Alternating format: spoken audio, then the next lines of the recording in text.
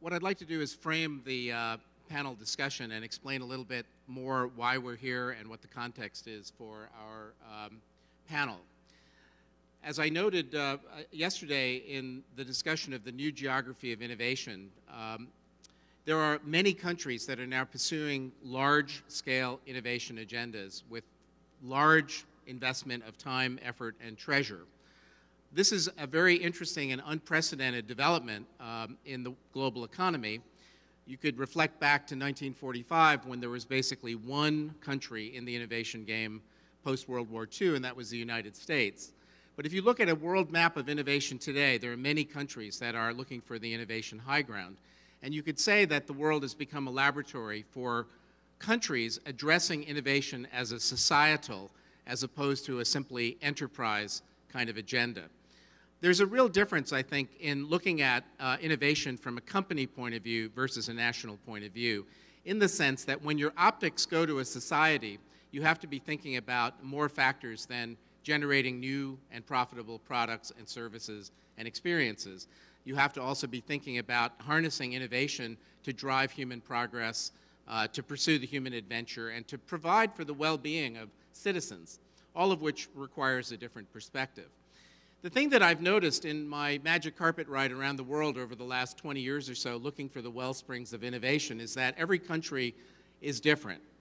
If I could find a magic formula that would apply one size fits all, I would certainly try to Xerox that formula as many times as I could, but it simply isn't possible. Countries differ in terms of their culture, their history, their leadership, the economic factors that drive them, their asset base, their talent base, and all of these factors play into large-scale innovation agendas. However, countries do have certain commonalities in the sense of challenges that they have to address in terms of the innovation agenda. For example, innovation, I think, at a societal level has to be about a sense of purpose. You know, what is innovation for? If it's not about enhancing shareholder value in the corporate sense, what's the larger societal purpose? How do societies define innovation? And there's tremendous variation on that as well. It's not just new things you can sell at a profit, I believe, but also how you build the capabilities to drive a desired future for that society. So again, the question of purpose. Societies also differ in terms of their sense of national narrative around innovation, how they engender a sense of urgency, or whether, in fact, a sense of urgency exists at all, how they manage the innovation process at a national level in terms of what you might call the stewardship of innovation. And then there are many other factors that have to do with leadership, financing, education, idea capital, et cetera, et cetera. These are the more building block kind of elements of a national innovation agenda.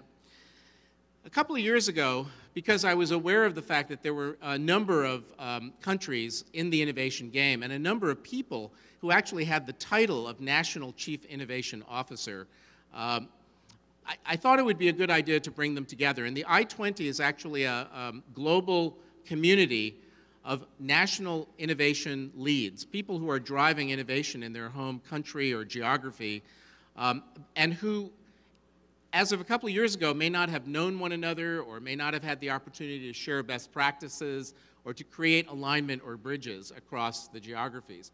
So the i20 was established basically to create a platform around which these national innovation leads or stewards could actually convene and begin to explore what it would be about to design and drive a global agenda for innovation.